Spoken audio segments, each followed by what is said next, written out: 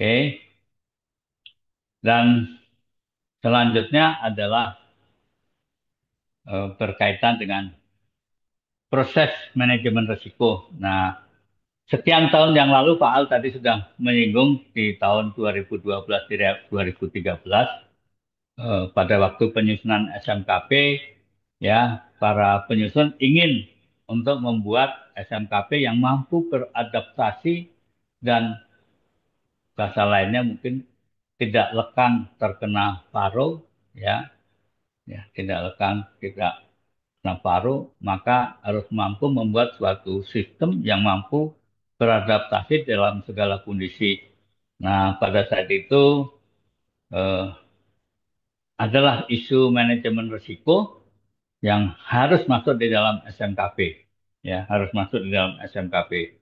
Nah, pada waktu untuk menetapkan manajemen risiko harus ada di dalam SMKP, itu juga bukan suatu keputusan yang mudah karena ada sekian banyak orang yang berdiskusi dan bagaimana semua punya kesepakatan untuk memasukkan manajemen risiko dalam SMKP yang tentunya kita berharap setelah manajemen risiko masuk di dalam SMKP, SMKP ini mampu beradaptasi dengan segala kondisi.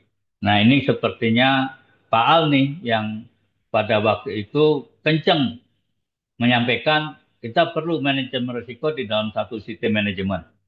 Ya, namun pada waktu itu diskusi yang sangat luar biasa antara yang setuju, ada yang tidak.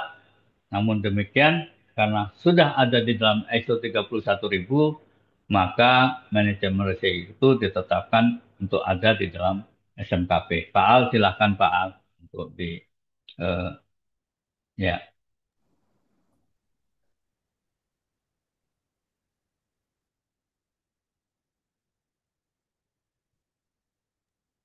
masih unmute Pak, masih mute Pak. Oke, makasih Pak Eko. Jadi tadi Pak Eko sudah jelaskan ya, secara konsep mulai dari konsep makro dan segala macam, inti daripada pengelolaan keselamatan itu justru basisnya ada di manajemen risiko. Memang kita kadang-kadang prihatin penanggung jawab area atau proses SOP manajemen risiko perusahaannya ternyata dibaca juga enggak, gitu. Belum pernah baca, gitu. Dan belum pernah tahu, tapi bisa buat manajemen risiko. Padahal metodologi itu penting.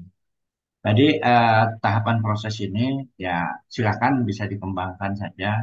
Tapi paling tidak harus ada persiapan, ada standar yang ada di perusahaan. Orang-orang yang melakukan juga memiliki pengetahuan dan kompetensi, khususnya memahami prosedur standar atau metodologi risiko yang ada dalam organisasi. Kadang-kadang metodologi risiko yang sudah dibuat dalam SOP belum dipahami itu akan sulit untuk melakukan manajemen risiko. Yang kedua, menetapkan konteks tadi Pak Eko jelaskan, bataskan konteks risikonya seperti apa, risiko kaitan keselamatan seperti apa, gitu ya. Termasuk faktor eksternal dan internal pengaruh. Dua prosesnya, jadi buat bisnis proses, tanggung jawab prosesnya di mana, aktivitas termasuk sarana prasarana instalasi dan peralatan pertambangan. Kemudian dikonsultasikan ya ke pihak-pihak berkepentingan shareholder, bukan hanya pekerja, tetapi juga para shareholder. Nah, tentang pelaksanaan. Jadi nanti waktu pelaksanaan menjadi efektif.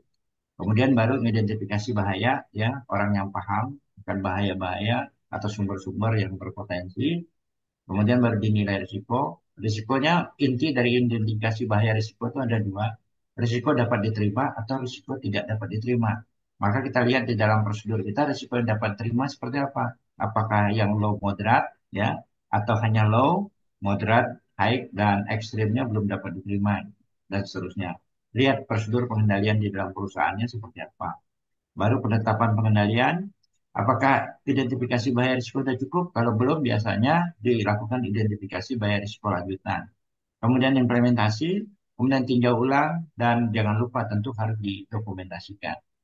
Jadi sekilas saja mungkin ini umum, nanti bisa detail, biasa di training baru kita jelasin secara detail satu persatu. Nah, kemudian tadi bahaya sudah ya Pak Eko jelaskan ada bahaya apa saja sumber-sumbernya tadi. Kemudian nilai risiko harus sesuai dengan metodologi atau matrik risiko dalam organisasi. Jadi harus berbasis kepada matrik yang dimiliki oleh kita. Dan penentuan risiko pasti biasanya pimpinan tertinggi dalam organisasi. perusahaan. Karena risiko itu berapa sih yang harus dapat kita terima dan risiko mana yang belum dapat kita terima harus dipastikan. Nah, ada banyak cara organisasi, ada yang risiko itu sifatnya kuantitatif kualitatif yang dibuat menjadi kuantitatif. Sehingga menilai risiko ada yang probability dikali severity dikali frekuensi. Ada yang membuatnya adalah L kali S saja, likelihood dikali dengan severity. Jadi kita banyak menemukan ada yang pakai tiga dimensi dan dua. Tetapi dua dimensi itu likelihood, kemungkinan itu adalah kombinasi antara probability dan frekuensi itu harus dipahami ya, baru dikali dengan severity. Nah, penilaian risiko ini biasanya bisa aja risiko sebelum pengendalian untuk menentukan pekerjaan yang berisiko tinggi ya.